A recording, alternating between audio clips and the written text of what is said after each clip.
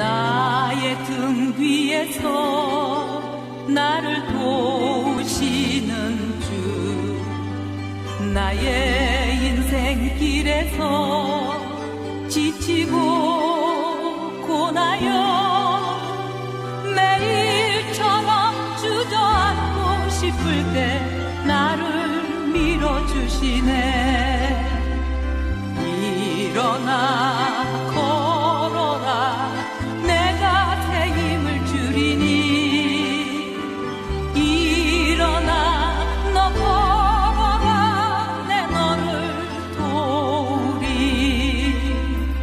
나의 등 뒤에서 나를 도우시는 주, 평안히 길을 갈 때 보이지 않아도 지치고 고나여 넘어질 때면 다가와 손 내미시네.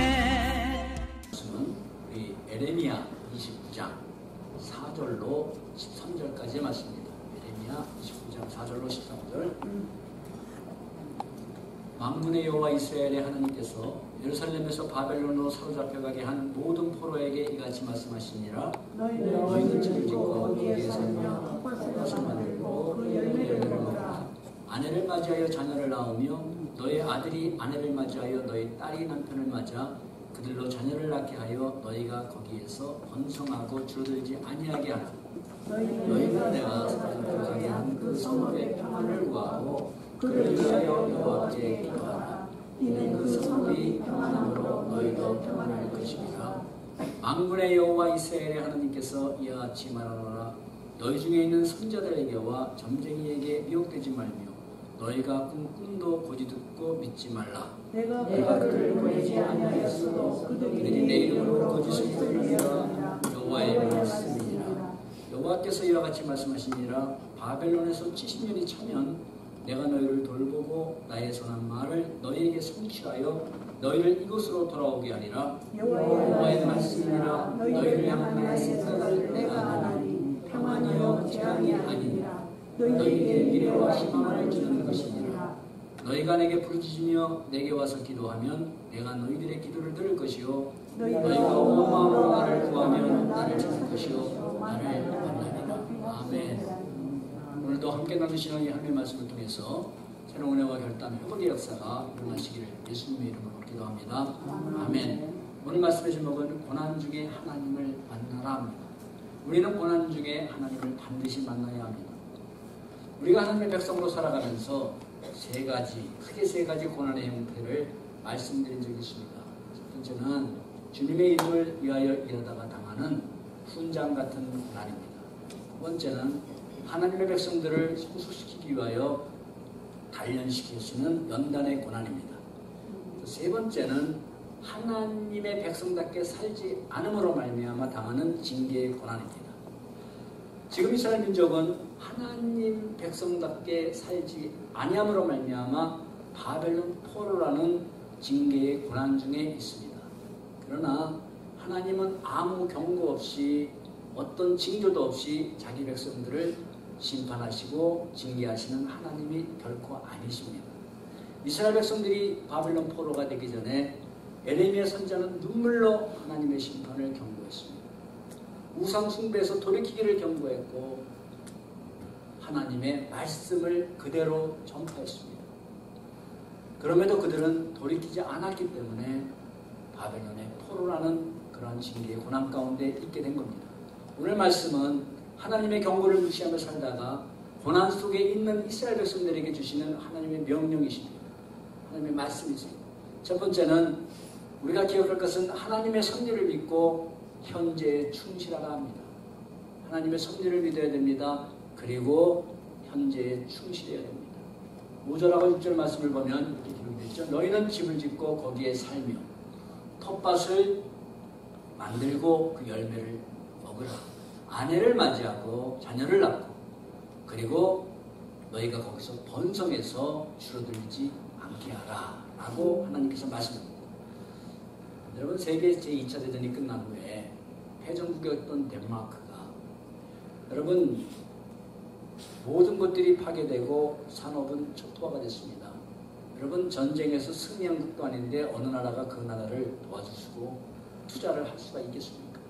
그런데 그런 고난의 상황 가운데서 달걀스러운 사람이 밖에서 이런 흙토 우리가 안에서 찾자 하는 모토를 가지고 그들이 버려진 황무지를 개간하고 축산업을 그리고 일으켜서 오늘과 같은 복지국가가 되고 낙농국가가 되었다고 합니다. 여러분, 이렇게 고난의 때에 주어진 상황과 여건 속에서 최선을 다한 결과입니다. 상황이 좋아서가 아니라 오히려 그 안 좋았던 상황, 전쟁으로 초토화됐던 상황에서 오히려 그것이 기회가 돼서 거기서 현재의 삶에 지금 주어진 상황에서 내가 할 일이 무엇인가 최선을 다했을 때 주어진 결과란 말씀입니다. 여러분, 다윗이 목동으로 현재의 삶에 양을 치면서 그 삶에 충실했을 때 하나님은 내일의 다윗으로 쓰셨습니다. 모세가 미디안 광야에서 양떼를 치는 목동으로 충실했을 때, 그 현재의 삶에 충실했을 때 하나님은 내일의 모세로 그를 부르셨습니다. 하나님은 현재의 우리 속에서 내일의 우리를 만들어 가십니다. 현재 우리의 모습 속에서 하나님은 내일을 만들어 가십니다. 오늘의 교회 모습 속에서 내일의 교회를 이루어 가십니다. 지금의 상황과 조건 속에 최선을 다하고 현재에 충실하라는 말씀이에요. 우리는 현재의 상황이 너무 힘들고 안 좋으면 뭐합니까? 원망을 하고 불평합니다. 이 상황에서는 어떻게 할 수가 없습니다. 이런 상황에서 이런 조건에서 어떻게 하겠습니까? 그러나 그 상황에서 우리가 할 수 있는 최선을 다하라 이 말씀입니다. 충실하라는 말씀이에요. 아멘. 아멘. 하나님은 포로 기간 동안 포로된 그곳에서 번성하고 줄어들지 말라고 말씀합니다. 이스라엘 민족들이 야곱이 그의 자녀들을 데리고 그리고 애굽으로 내려갈 때도 하나님은 약속하셨어요. 창세기에 너는 애굽으로 내려가는 걸 두려워하지 말라. 내가 거기서 내 민족을 번성하게 하리라 약속하셨어요. 애굽으로 내려가는 건 이방 나라로 우상을 숭배하는 나라로 내려가는 것이지만 내가 거기서 그런 조건과 상황 가운데서 너희 민족을 번성하게 하리라. 여러분, 이스라엘 민족이 애굽에 노예 생활할 때도 어떻습니까? 출애굽기에 보면 그들이 학대를 받을수록 그들은 더 번성하였다라고 기록되어 있습니다. 이렇게 우리가 노예로 살고 있고 학대를 받고 있는데 어떻게 번성합니까? 그러나 하나님은 그들은 학대를 받을수록 더 번성합니다. 이렇게 여러분, 하나님의 자녀들을 향한 하나님의 약속은 태초로부터 주신 약속이 뭐예요? 번성의 약속입니다. 하나님이 그들에게 복 주시고 생육하고 번성하여 땅에 충만하고 땅을 정복하라. 이것이 상황과 조건에 상관없이 하나님께서 그의 백성들에게 주신 약속은 뭐냐면 번성의 약속이에요. 이게 바로 하나님의 뜻이기 때문에 우리는 상황을 보지만 하나님께서는 그 상황 가운데서도 번성하라, 강해져라, 회복하라는 겁니다. 그게 바로 저와 여러분들, 하나님의 자녀들, 우리들을 향한 하나님의 뜻입니다. 아멘. 그러므로 여러분, 하나님의 자녀들에게 있어서 고난의 기간, 징계로부터 고난을 받을 때 그 기간은 번성할 수 없는 기간이 아니라 그 기간도 번성해야 하고 번성할 수 있기 때문에 하나님께서 번성하라 말씀하는 거예요. 번성해야 합니다. 번성할 수 있다. 그러므로 번성하라고 말씀하는 겁니다. 마치 나무가 고난의 기간, 고난은 마치 나무가 그렇죠. 강하게 자라기 위해서 위로는 뻗어나가고 번성하는 모습이 보이지 않지만 풍성한 열매를 맺기 위하여 겉으로는 보이지 않지만 속으로 뿌리를 내리는 기간과 같다라는 말씀입니다. 그러나 여러분, 고난의 시기는 우리가 하나님의 뜻 앞에서 우리 자신을 점검하고 연약한 것을 다시 강하게 하고 연단해서 그리고 또 하나님의 말씀을 다시 굳게 붙들 수 있는 영적인 회복기요, 영적인 번성기가 되어야 합니다. 아멘. 모든 환경 좋을 때 오히려 그때 영적으로 번성하기가 힘들고 기독교 역사는 항상 고난의 때에 번성했습니다. 그렇죠? 기독교 역사는 국교가 되고 다 편안해지고 오늘날처럼 이렇게 부족한 것이 없는 세상에서 기독교는 쇠퇴해갔습니다. 그 복음의 짠맛을 잃어버렸어요.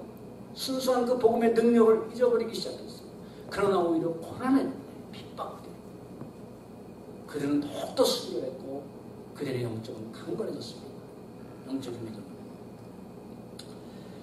여러분, 이렇게 고난의 때 영적인 회복기와 번성기가 되지 않으면 고난을 만나면 그냥 고난으로만 끝납니다. 또 고난을 만나면 또 고난으로만 계속 살다가 마치는 인생이 돼요. 고난이 주는 유익이 없어요. 시편 기자는 이렇게 고백합니다. 시편 119편 70편. 내가 고난을 당함이 내게 유익이라. 이로 말미암아 내가 주의 율례를 배웠나이다.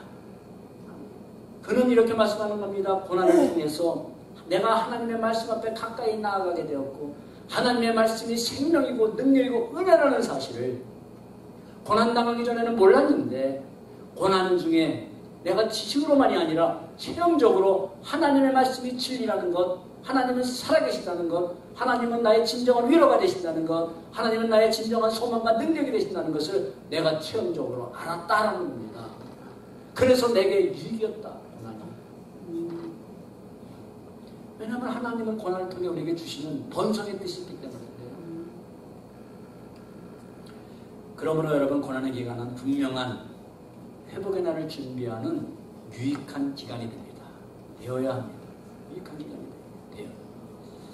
우리가 여러분 개인적으로, 가정적으로, 또 교회적으로 힘든 시기를 보낼 때가 있습니다.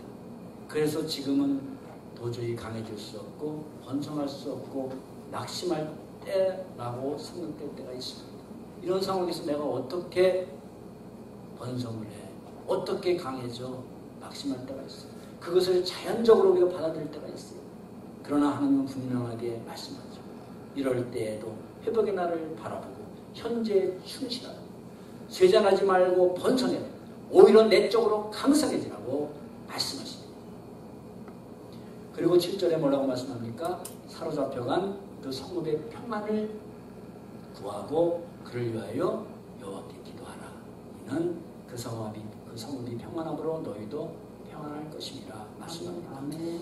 여러분, 자기 나라를 나를 괴롭히는 사람을 위해서 기도하기도 힘든데 자기 나라를 침략해서 짓밟은 그 나라를 평안을 위해 기도하라는 것은 정말 순종하기가 어려운 하나님의 말씀이죠. 이것도 거의 매국노 같은 행위 아니겠습니까? 주님은 자신을 헤아려 하는 빌라도에게 이렇게 말씀합니다. 요한복음 19장. 위에서 주지 아니하셨다면 나를 해할 권세가 없다. 위에서 주지 아니하셨다면 나를 해할 권세가 없나니 말씀합니다. 그러므로 나를 죽이고 살리는 권세는 너에게 있는 게 아니라 본디오 빌라도 너 총독인 너에게 있는 게 아니라 하늘의 하나님께 있다라는 겁니다. 아멘. 아멘. 이를 사도 바울은 로마서에 이렇게 말씀하죠. 사람은 위에 있는 권세들에게 복종하라. 권세는 하나님으로부터 나지 않음이 없으니 모든 권세는 하나님께서 정하신 것이다. 아멘. 모든 권세는 그가 힘이 있어서 가진 것 같아도 하나님이 사용하시기 위해서 권세 줬다 이 말씀이에요. 다만 권세자들이 그걸 모르고 살아가는 거죠. 내가 강해서 권세 가진 줄 아는 겁니다. 그러나 성경은 분명히 그렇게 말씀하지 않습니다. 그 권세도 우리가 볼 땐 때로는 악하게 보이는 권세일지라도 하나님이 허락하셨다 이 말씀이에요. 왜요? 우리는 알 수 없지만 무한하신 하나님의 지혜와 경륜 속에서 그가 가진 권세를 사용하시기 위하여, 결론은 선을 위하여, 하나님의 뜻을 이루시기 위하여 하나님이 주셨다라는 말씀이에요. 7절의 말씀을 보면 너희는 내가 사로잡혀가게 한 그 성읍의 평안을 위하여 라고 기록이 되어 있는데, 이 말씀을 잘 보시면 이 한 구절에서의 주체가 누굽니까? 주어가 누구예요? 내가입니다. 내가. 이스라엘 민족을 바벨론이 잡아갔지만 실제로는 누가 잡아가도록 하셨다고요? 하나님께서. 너희는 내가 사로잡혀 가게 한 그 성읍, 하나님이 사로잡혀 가게 하셨다는 말씀이에요. 이스라엘 백성들, 자기 백성들이었는데 하나님은 공의 하나님이시기 때문에 징계를 통해서라도 그들을 회복시키고 연단시키고 회개시키기 위하여라는 겁니다. 그렇다면 여러분, 이렇게 바벨론으로 잡혀가게 하시는 분의 주체가 하나님이셨다면 바벨론에서의 회복은 바벨론 왕이 있겠습니까? 아니면 하나님께 있겠습니까? 어려우세요 질문이? 하나님께 있죠. 잡혀가게 하신 분도 하나님이시라면 돌아오게 하시고 회복시키시는 분도 하나님이란 말씀입니다. 단지 바벨론은 하나님의 주권 속에서 자신들을 징계하시는 하나님의 도구로 사용되었을 뿐입니다. 그러므로 너희가 거하는 그 성읍이 평안하기를 위하여 기도하라고 말씀합니다. 왜냐하면 너희가 잡혀간 그 성읍이 평안해야 너희도 평안하다고 말씀합니다. 안 그렇겠어요? 여러분, 이 교회가 평안할 때 우리가 평안한 거잖아요. 그렇죠? 우리가 소속된 교회가 평안할 때 우리 자신이 평안한 거예요. 그렇죠? 교회가 매일 불안해졌으면 그 안에서 나는 평안해. 그건 문제가 있는 거예요. 교회는 하나의 지체이기 때문에 교회가 아프고 교회가 어려우면 다 어렵고 아프고 교회가 분란이 일어나면 다 평안을 잃어버리는 겁니다. 고난을 이길 수 있는 길 무엇보다도 그 포로에서도 소망을 잃어버리지 않는 길, 저와 여러분들이 어려운 가운데서도 소망을 잃어버리지 않는 길, 우리 심령의 평안을 빼앗기지 않는 길이에요. 아멘. 평안을 잃지 않으면 우리는 어려움도 이겨낼 수가 있습니다. 그러나 여러분, 모든 것이 잘 이루어가는 것 같은 세상 형통 가운데서도 우리 마음의 평안을 잃어버리면 그건 지옥입니다. 고통스러운 겁니다. 안 그렇겠습니까? 가정이 좀 물질적으로 어려워도 평안하면 행복한 거예요. 아멘. 우리는 인생을 살아가면서 여러분, 우리 인생만이 아니라 온 우주 만물의 주권자가 누구신지를 매 순간 매일매일 분명하게 자각을 하고 세상을 살아가야 합니다. 바로 내 인생만이 아니라 온 우주 만물 모든 상황을 주관하시는 분이 누구신가? 그럴 때 우리의 반응은 달라지기 때문에 빨리 이런 고난에서 빠져나오고자 하는 조급함, 그런 조급함이 아니라 이런 상황을 맞이하게 된 근본적인 이유를 진지하게 살펴보려고 합니다. 고난과 나라는 문제에서 우리는 관점이 어디로 바뀌는지 아세요? 하나님의 주권적 섭리를 바라보면 이 고난의 문제와 나, 이게 아니라 하나님과 나의 관점으로 바뀌게 됩니다. 아멘. 하나님과 나. 이 문제에 나는 집중을 해요. 그래서 문제가 뭐냐? 이 문제와 나와의 관계. 내가 이 문제를. 나에게 어떻게 이런 일. 그러나 여러분, 하나님의 주권과 섭리와 그의 백성들을 반드시 지키시는 하나님의 뜻을 분명하게 알면 이 문제는 제껴져요. 내버려들고 누구를 바라봐요? 이제는 하나님과 나의 관계를 점검하게 됩니다. 우리 지난 수요 예배 때 시편을 보면서 고난의 문제를 해결해달라고 부르짖기 전에 우리가 점검하고 해야 할 일 있다고 제가 말씀드렸습니다. 그것은 먼저 하나님과 나와의 관계를 점검하는 겁니다. 하나님 앞에 하나님 이 문제 해결해달라고 간구하기 전에 먼저 점검할 일. 문제 점검하는 게 아니에요. 하나님과 나와의 관계를 점검하라. 시편 기자가 그때 시편에 무슨 글이 나오냐면 이렇게 나오냐면 하나님께 백성들이 이렇게 기도하는데 하나님은 언제까지 진노하시고 언제까지 우리가 눈물을 흘리게 하시겠습니까? 라는 구절이 나와요.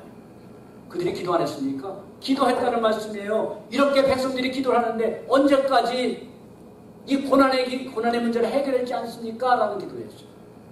기도를 안 해서가 아니라 그러므로 먼저 우리가 해결할 것은 바로 이 나와의 관계인데 세 가지 관계를 말씀드렸습니다. 첫 번째는 창조주이신 하나님과 피조물인 나의 관계. 이 관계가 내가 과연 잘 맺고 있나? 두 번째, 구원자이신 우리 주님과 구원받은 나의 관계. 세 번째, 내 모든 것의 주인이신 주님과 청지기인 나의 관계. 아멘. 첫 번째 뭐라고요? 창조주 하나님과의 관계. 두 번째, 구원자. 예. 세 번째요? 내 모든 관계가 하나님과 주인이신 주님과 청지기인 나의 관계. 이 세 가지 관계에서 우리를 한번 점검하고 회개할 것을 하나님께서 깨닫게 하셨다면 회개한 다음에 먼저 하나님과의 관계의 정립을 하고 구할 것을 그걸 깨닫고 회개하고 구할 것을 구하라 이 말씀입니다. 근데 우리는 구할 게 가장 먼저죠. 관계는 모르겠어. 이거 해결해 주셔야 돼. 너는 나에게 부르짖으라 하지 않았습니까? 부르짖는 거예요. 그러나 하나님의 관계가 먼저입니다. 과연 피점 흘린 내가 창조주 하나님을 과연 진심으로 전심으로 경외하면서 살았는가 점검해 보시기 바랍니다. 구원의 은혜를 받은 내가 구원을 주신 주님의 은혜와 주신 사명을 꼭 저버리고 살지는 않았나 한번 점검해 보시기 바랍니다. 모든 것의 주인이신 주님이 계신데 청지기인 내가 내 인생 주인 노릇하면서 살진 않았는가 한번 점검해 보시기 바랍니다. 이 세 가지를 점검해 보셔야 돼요. 이거를 점검해 보기 위해서 주님께 기도하면 성령님께서 우리에게 깨달음을 주시고 회개의 영을 주실 겁니다. 이거 없으면요 매일 와서 목이 쉬더라 부르짖으면서도 하나님과의 관계가 잘못됐는데 하나님과의 관계가 잘못됐는데 사랑하는 여러분, 고난을 통과하는 세상의 원리, 우리는 어떻게든 고난의 현장을 벗어나려고 우리들이 할 수 있는 방법을 다 동원하지만 믿음의 원리는 그게 아니라고 말씀드렸죠. 믿음의 원리는 주어진 상황을 하나님의 주권적인 섭리 안에서 받아들이면서 그 고난 속에서 나에게 해주시는 이 문제 가운데서 주시는 지금의 상황과 조건 속에서 주시는 지금의 아픔과 슬픔 속에서 주시는 주님의 음성에 귀를 기울이는 겁니다. 아멘. 아멘. 다시 자신과 하나님의 관계를 되돌아보고 다른 관계를 회복하는 겁니다. 그럴 때 고난이 단지 고난으로만 연결되는 것이 아니라 번성하는 유익을 지는 그런 기간이 될 것입니다. 아멘. 고난이 그럴 때 고난이 유익한 시간이 돼요. 그 고난이 오히려 나를 약하게 만드는 것이 아니라 약할 때 강함 대신에 더욱더 강하게 우리를 일으키는 시간이 될 것입니다. 그리고 고난 중에도 하나님 주신 평안을 잃지 않을 것입니다. 아멘. 유익한 시간이 되고 평안을 잃지 않으면 우리는 그 고난을 넉넉히 이길 수 있다는 말씀이에요. 아멘. 두 번째로 진리의 말씀에 더욱 굳게 서랍니다. 고난이 있습니까? 고난이 있으면 사람들 그러죠. 힘들어 죽겠는데 예배고 기도고 말씀이고 이게 우리 일반적인 반응 아니에요? 사단은 그걸 노리죠. 그래 그렇게 해서 그냥 계속 멀어져 가라. 사단이 하는 수법이 그거 아니에요. 우리의 그런 연약한 심성을 너무 잘 아는 그놈이 우리를 양점을 공격한다 이 말씀입니다. 8절하고 9절에 뭐라고 말씀합니까? 다 같이 우리 읽읍시다. 시작. 만군의 여호와 이스라엘 하나님께서 이와 같이 말하노라. 너희 중에 있는 선지자들에게와 전쟁이에게 너희가 꿈도 듣고 믿지 말라. 내가 그들을 보내지 아니하였어도 그들이 내 이름으로 거짓을 예언함이라 여호와의 말씀이니라. 아멘. 여러분 이 말씀을 왜 주시냐면 이 5절하고 6절의 말씀 너희는 거기서 자식들 낳고 텃밭 가꾸면서 아예 집도 짓고 번성하라고 왜 주신가 하면 당시 이스라엘 백성들은 곧 포로 기간이 끝날 것으로 믿고 있었기 때문이에요. 그 원인은 뭐냐면 바로 거짓 선지자들이 말하는 거짓 예언 때문에 그랬어요. 우리 이 에레미야 28장으로 넘어가면 거짓 선지자인 하나냐가 이렇게 말을 합니다. 2절에 그리고 3절에 내가 바벨론 왕 느부갓네살이 이곳에서 빼앗아 바벨론으로 옮겨간 여호와의 성전 모든 기구들을 2년 안에 다시 이곳으로 되돌아오리라. 2년이면 다시 회복된다 라고 거짓 선지자가 이렇게 얘기를 합니다.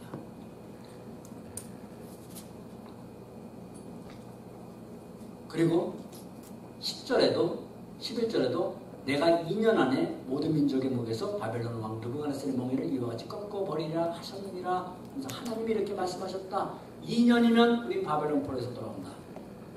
얘기를 하는 것입니다. 그러나 하나님은 몇 년이라고 말씀하셨습니까? 10절에 70년이 차이. 하나님은 70년이 차야 돌아오게 하리라 말씀하셨어요. 그러므로 여러분, 하나님께서는 너희가 이제라도 거짓된 것에 속지 말고 70년이라는 기간 동안 조급한 마음 갖지 말고 하나님을 향한 믿음을 회복하고 연약한 민족을 번성시키라 말씀하는 겁니다. 2년이 아니다 70년이다 라고 말씀하는 거예요. 70년이라는 기간을 낭비하지 말고 살라. 너희가 더 회복되고 강성하게 되는 밑에서 뿌리를 내리는 그러한 강한 번성기로 삼으라 라는 말씀이에요. 그래서 하나님께서 잡혀가게 한 그곳에서 집도 짓고 텃밭도 가꾸고 자식들도 낳아서 번성하라고 말씀하시는 겁니다. 여러분, 바벨론이 말명하기 전에도 그들은 이렇게 전하면서 다 인기를 누렸습니다. 우리가 하나님의 백성 아니냐? 예루살렘에 하나님의 성전이 있고 우리가 거기서 안식일에 가면 제사도 드리고 하는데 우리가 왜 심판을 받냐? 평안하다 평안하다 하면서 그들은 부와 권세 누리면서 그런 것들을 탐하며 그들은 살았습니다. 그런 그들의 말에 속았던 그들이 포로가 되기 전에도 속더니 포로가 되고도 그들은 계속 거짓말을 하는데 또 속아서 금방 돌아올 것이라는 그런 거짓들의 말에 속고 있기 때문에요. 이제는 좀 그만 속아라 라는 겁니다. 여러분, 바로 이것이 속이는 자의 습성이고 속는 자의 습성입니다. 자, 보세요. 우리가 흔히 하는 말 중에 내가 한 번 속지 두 번 속냐? 그렇죠. 한 번 속지 내가 두 번 속냐? 말이 있지만 여러분, 그렇지 않습니다. 속는 사람은 자주 속습니다. 속는 사람은 자주 속아요. 더구나 여러분, 영적인 것은 더합니다. 영적인 것은. 영적으로 속은 사람은 계속 그게 속는 줄 모르고 계속 그 길로 갑니다. 그 영혼이 여러분 회개하고 그 심령에 진리가 들어가기 전에는 계속 속습니다. 속이는 자도 동일합니다. 그 영혼이 회개하고 진리 대신 그리스도를 영접하며 진리의 말씀이 그 심령에 자리 잡기 전에는 계속 속입니다. 계속 속입니다. 요한복음 8장 44절에 그는 처음부터 살인자여 진리가 그 속에 없으므로 그는 진리에 서지 못하고 그리고 거짓말을 할 때마다 제 것으로 하나니 거짓이 자기 거예요. 그는 거짓말쟁이요 거짓의 아비니라고 말씀합니다. 그가 누구예요? 사탄. 사탄의 가장 강점이 뭐예요? 속임수예요. 속임수. 우리 아담과 하와 그분들도 속임수에 넘어갔잖아요. 자, 그러면 왜 거짓을 말한다고요? 성경이 주는 정답이 뭐예요? 그 속에 진리가 없으므로. 그는 처음부터 살인자여 진리가 그 속에 없으므로 진리에 서지 못하고. 왜 진리에 서지 못하여? 진리가 없기 때문에 그 심령 안에. 왜 속이는가? 성경이 주시는 정답. 진리가 그 안에 없습니다. 그렇다면 속는 사람은 왜 속습니까? 동일합니다.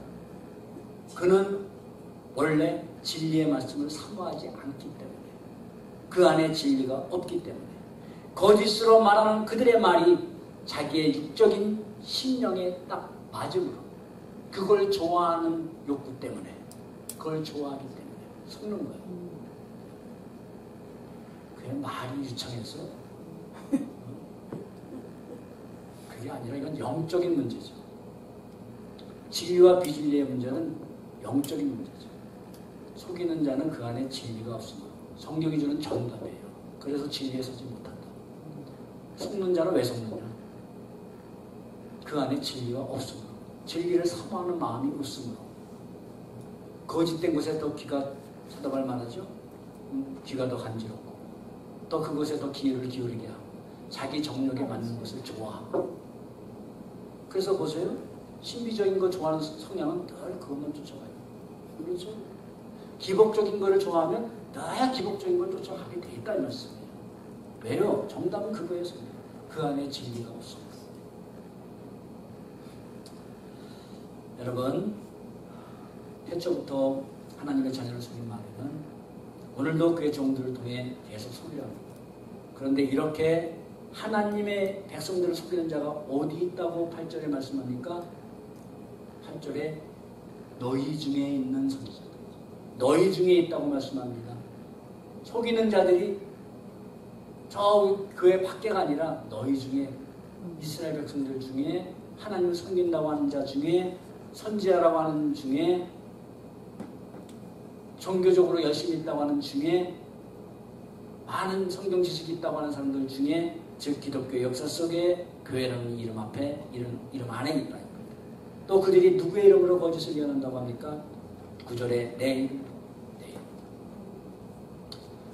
주님이 말씀하신 마지막 때 징조 중에 첫 번째 나오면서 강조하는 게 뭐냐면 마태복음 24장 5절에 거짓 선자들이 내 이름으로 와서 자기를 그리스도라 하면서 미혹할 것이다 말씀합니다. 내 이름으로 와서.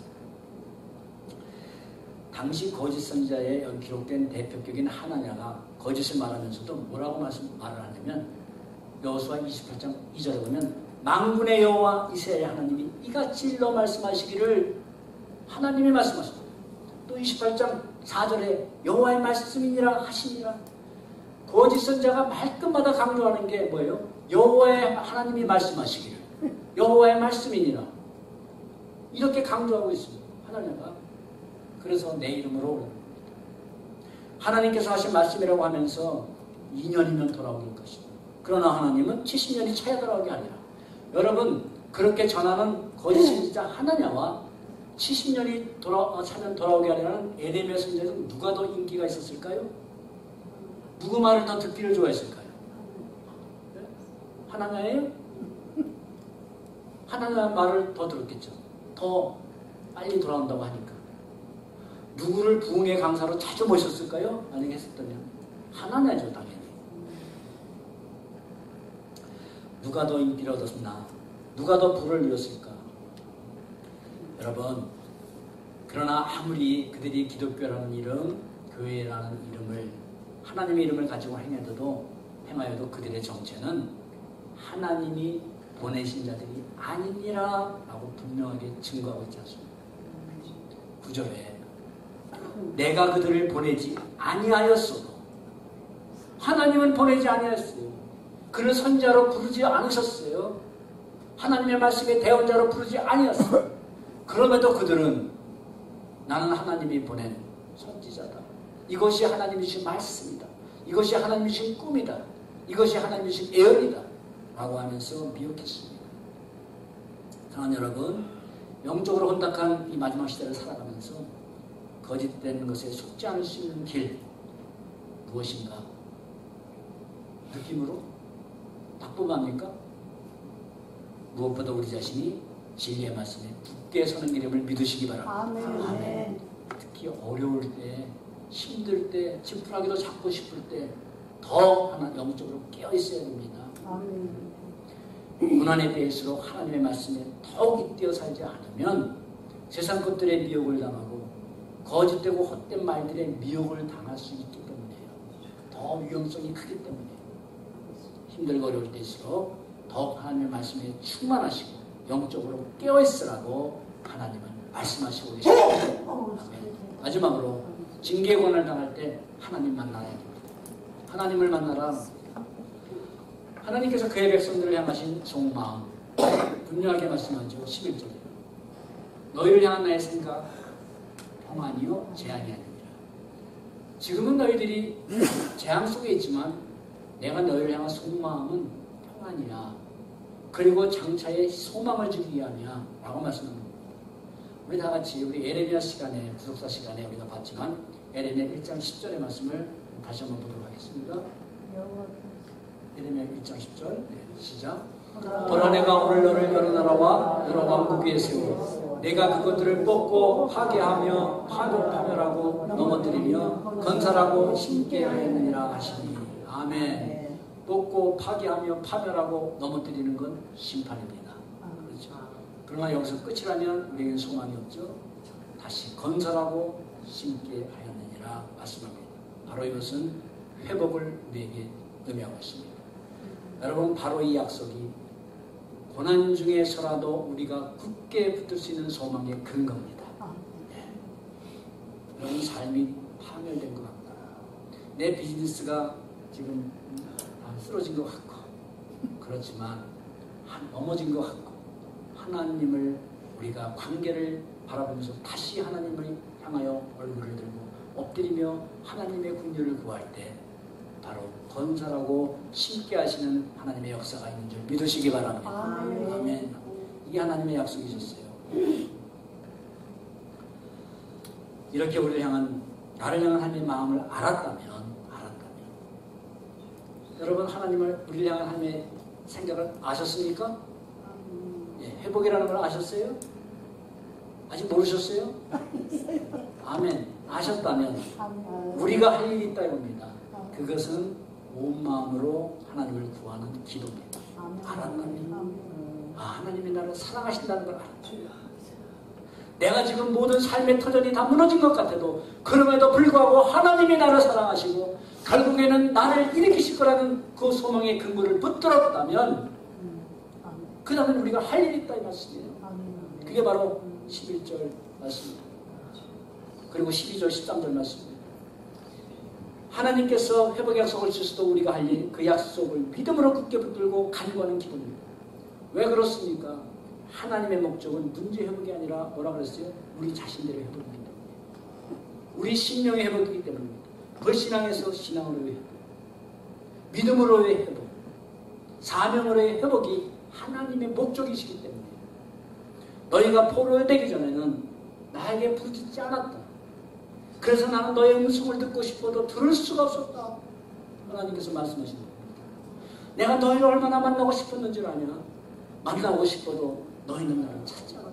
너는 나를 찾지 않았다. 내가 그토록 너를 부르고 나에게 오라고 만나자고 불러도 너는 외면하지 않았니? 그러나 이제는 전심으로 나를 구하고 찾으면 내가 듣고 너를 만나줄 것이다 라는 말씀이에요. 아멘. 그게 12절 13절 말씀이에요. 너희가 내게 부르짖으면 내게 와서 기도하면 내가 너희들의 기도를 들을 것이요. 너희가 온 마음으로 나를 구하면 나를 찾을 것이요. 나를 만나리라. 아멘. 하나님이 우리를 떠나셨습니까? 우리를 부르지 않으셨습니까? 외면하셨습니까? 아니지 않습니까? 너희가 외면하지 않았냐? 내가 만나자고 해도 너희는 세상 것에 바빠서 세상 것을 우상 삼고 거기다 절하며 경배하며 살지 않았냐? 여러분, 이것이 우리를 향하신 하나님의 간절하심입니다. 하나님의 간절하심. 우리의 간절함은 뻔하죠. 저도 그렇고 언제나 문제 만나면 고난 속에서의 빠른 회복, 우리의 간절함이죠. 그러나 여러분, 하나님의 간절하심은 온 마음으로 하나님을 찾는 자를 만나기를 원하시는 간절하심입니다. 아멘. 그리고 하나님이 기뻐하시는 것은 고난 속에서도 낙심하지 아니하고 믿음으로 온 마음으로 기도하는 그 기도에 응답하시기를 기뻐하시는 하나님이십니다. 아멘. 그게 하나님의 기쁨이세요. 만나고 싶은 자기 백성을 만나고, 그리고 사랑하는 자녀가 하나님 앞에 토로하는 그런 아픔의 문제를 해결해 주시고, 그래서 하나님의 은혜로 인해서 다시 회복되는 것, 그것을 보는 하나님의 기쁨. 여러분, 그것이 우리 부모의 기쁨 아닙니까? 이 땅에서도. 그러나 우리 부모의 기쁨도 그럴지인데 십자가에서 모든 것을 내어주신 우리 주님의 하나님의 기쁨은 얼마만큼 크시겠습니까? 사랑하는 여러분, 고난의 시기에 회복의 하나님을 전심으로 진심으로 찾고 만나지 못하면 그냥 절망과 두려움만 만나게 됩니다. 여러분, 어려움 속에서 하나님 만나시기 원하세요? 아니면 절망 만나시기 원하세요? 여러분, 그건 우리의 선택입니다. 우리의 몫이에요. 하나님은 두 손 벌리고 오라 말씀합니다. 저쪽 절망의 문도 오라고 우리를 소집합니다. 어디로 가시겠습니까? 고난의 시기는 하나님과 멀어지는 시기가 아니라 오히려 하나님과 멀어졌던 내가 바로 저와 여러분들이 하나님을 찾고 만나는 영적인 회복기를 믿으시기 바랍니다. 아멘. 고난 있으세요? 영적인 회복기다. 어려우세요? 영적으로 강건해지라고 하시는구나. 하나님이 나를 만나자고 계속 그러시는 거예요. 내가 그동안 하나님을 회방했구나. 그걸 회개하고 하나님 앞으로 나아가는 시기예요. 하나님 말씀보다 다른 것을 더 의지하고 살던 삶에서 다시 진리의 말씀으로 돌이키는 기회의 시간이에요. 연약한 믿음을 다시 강건하게 하고 이 묻어진 말씀, 기도의 칼로 다시 날선검으로 만드는 그런 시기입니다, 여러분. 아멘. 징계고난 받을 때 영적인 회복을 하지 못하면 아무런 유익이 없어요. 그냥 고난의 기간일 뿐이에요. 그냥 고난만 당하고 마는 거예요. 맞아도 왜 맞았는지를 모르고 어디에 걸려 넘어져 있고 어디에 걸려 넘어질지도 모르고 또 가다 걸려 넘어지면 또 내가 돌에 부딪혔나 보다. 왜 이렇게 가다가 끝나는 게 인생인가 보다. 이렇게 간단 말이에요. 이게 하나님의 백성의 삶이라고 할 수 있겠습니까? 억울하지 않습니까? 저도 하나님의, 내가 아내도 가끔 얘기하지만 내가 주님을 몰랐다면 내 인생 끝이 내 영혼이 어디로 간지도 모르고 세상 살아가다가 부딪히면 되고 내가 또 치고 싶으면 툭도 치고 이러고 가다가 끝나는 인생이었을 텐데 하나님이 은혜를 주셔서 예전에는 이런 어려운 문제 만나면 탄식하고 주님 모르면 뭐 하겠어요? 맛있는 거 있잖아요. 뭐 맛있는 거 있잖아요. 주님 모르고 살 때. 그러고 샀었을 텐데 오늘도 하나님의 은혜가 뭔지 그 능력이 얼마나 하나님의 감동이 얼마나 그 능력이 큰지 쫄래 기도의 자리로 나오게 되고 탄식을 해도 하나님 앞에 나서 탄식을 하게 되고 그러다 보면 내가 뭔데 한 것도 무엇인데 그래도 주님 앞에 나와서 주님 의지했다고 시간 지나고 보니까 또 하나님의 일에 해결해 주시고 여러분 이게 우리가 받은 축복이에요. 특권 아닙니까? 왜 이 특권을 놓고 하나님 우리는 그렇게 살지 못해요? 억울하잖아요. 그렇게 살다가 끝나는 인생 얼마나 억울하겠어. 여러분 말씀을 맺으려 합니다. 에레미야서는 표면적으로 보면 바벨론 포로라는 심판이지만 이면에 스며 있는 것은 회복이라는 소망입니다. 아멘. 진노중에라도 국리를 베푸시는 하나님의 사랑이 에레미야서에 깊이 담겨 있어요. 이스라엘 민족이 약속하신 미래의 소망, 그건 바벨론 포로에서의 해방이지만 궁극적인 장래의 소망이 뭐예요? 사망의 포로된 자에서 영원한 생명을 주는 구원의 소망을 의미하지 않습니까? 주님은 우리에게 말씀합니다. 누가복음 6장에 그날에 기뻐하고 뛰놀라 하늘에서 너의 상이 크니라 말씀합니다. 아멘. 우리의 소망은 뭐예요? 그날에 기뻐하며 뛰노는 것. 할렐루야. 그날에 통곡하며 일간을 갈고 정말 절반은 영혼들이 있을 텐데 그날에 우리는 기뻐하고 뛰노는 겁니다. 할렐루야. 이것이 고난 속에서 우리를 향하신 하나님의 마음이고 고난을 통과하는 우리들의 자세입니다. 오늘 이 시간 고난의 시기를 지나가는 하나님의 자녀들에게 그리고 영적으로 육적으로 무언가에 매여 포로된 것 같은 자에게 하나님의 주시는 하나님의 명령 이 말씀을 가슴에 새기고 진정한 회복의 역사가 일어나시기를 예수님의 이름으로 기도합니다. 아멘. 기도하겠습니다.